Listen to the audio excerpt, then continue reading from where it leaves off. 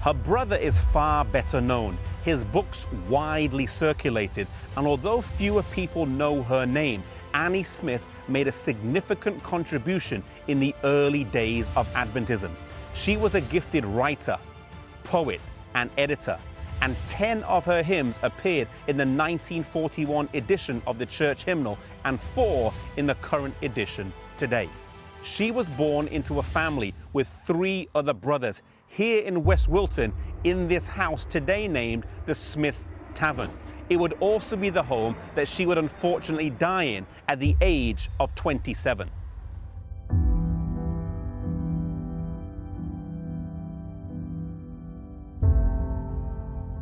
Annie gave her life to Jesus at the tender age of 10 in anticipation of his soon return. Yet when the great disappointment happened, she, along with her brother Uriah, gave up hope in his soon return, and they both went back to their studies.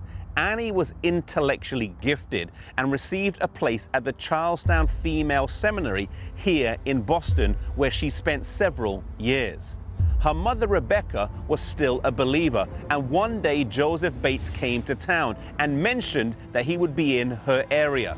Her mother wrote to Annie asking her if she would attend the meetings. She wasn't really interested, but out of a sense of duty and obligation, she agreed to go. After she went to the meetings, at the end of it, Joseph Bates asked her if she wanted to have Bible studies, which she agreed to. At the end of 3 years' study, she accepted the Advent message again, the Sabbath and all its teachings.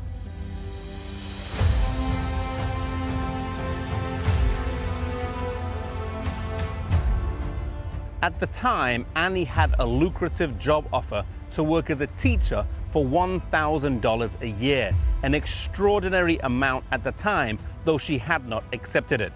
Another opportunity arose to work at the newly relocated Review and Herald office in Rochester, New York. As she weighed at the 2 offers with financial gain in the one job versus little more than room and board in the other, she chose the latter.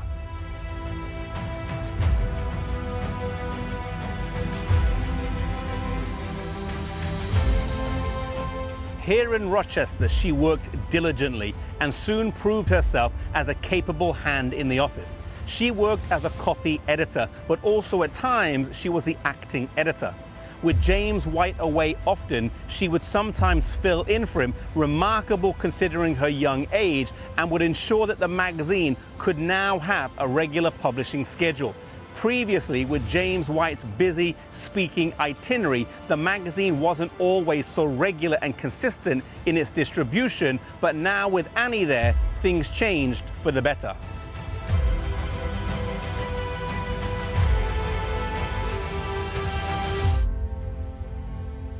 Annie had been working at the Review just over a year when James White's brother and sister, Nathaniel and Anna, arrived, both suffering from tuberculosis.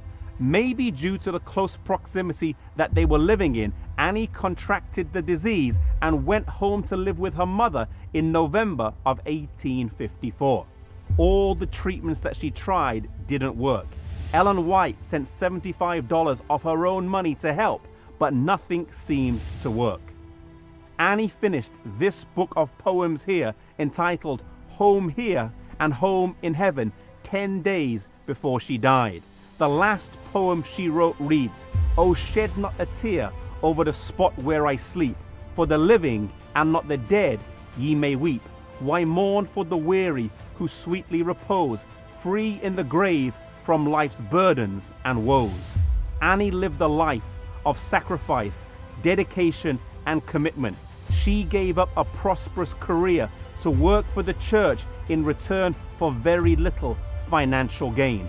It was the sacrifice of mainly young people like this in the early days of our church that caused it to grow so remarkably, and it will be a similar sacrifice by God's people at the end of time that will bring this work to a close.